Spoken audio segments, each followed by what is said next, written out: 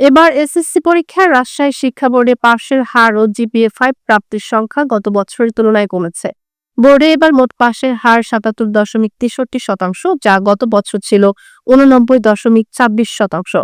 একই সঙ্গে জিপিএ-5 পেয়েছে ২২,৩২৭ জন শিক্ষার্থী, যা গত বছরের ২৮,০৭৪ জনের চেয়ে কম।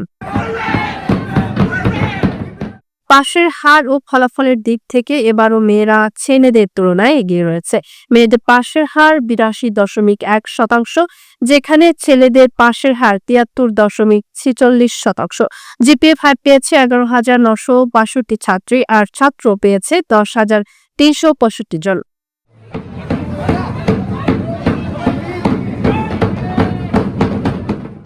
এবছর রাজশাহী বোর্ডে পরীক্ষার্থী ছিল ১,৮২,৭৯২ জন। এর মধ্যে অংশ নেয় ১,৮০,৩১০ জন শিক্ষার্থী।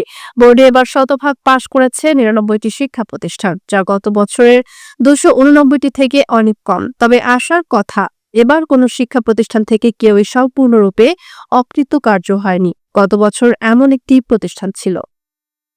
এবার আমাদের এটা আমরা আনন্দের সাথেই ঘোষণা করছি, 0% পাশের হার আছে এমন কোনো বিদ্যালয় আমাদের নাই।